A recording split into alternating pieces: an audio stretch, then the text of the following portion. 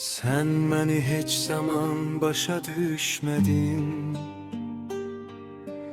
Bilmedin ben sana doğmayam yadım. Bir defa derinden fikirleşmedin. Benden ne isteyir axı bu adam? Benden ne isteyir axı bu adam? İllərdi tanışsan mənə elə bil, sənə bu tanışlıq asandan asan.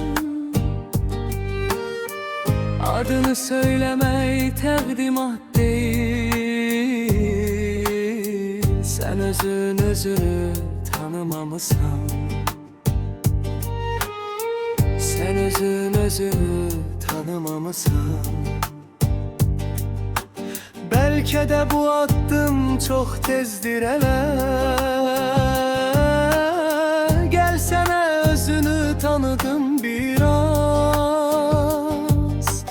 Gecede gündüzde danışsam bile, korkuram kelimeler yeterli olmaz. Korkuram kelimeler yeterli olmaz.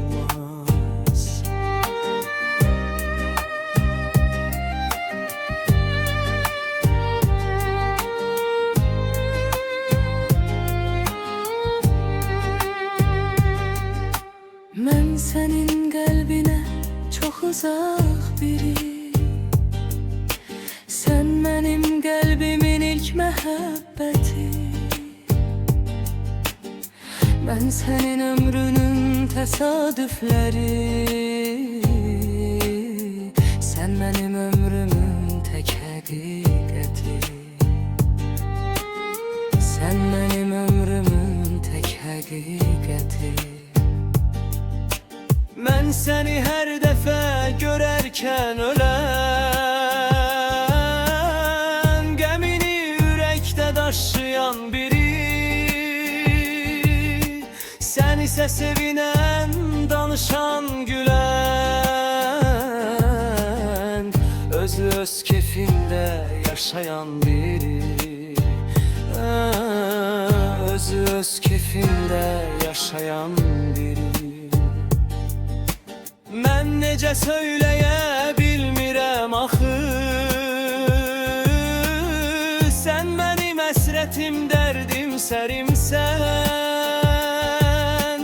Ben senin gördüğün en şirin yuxu,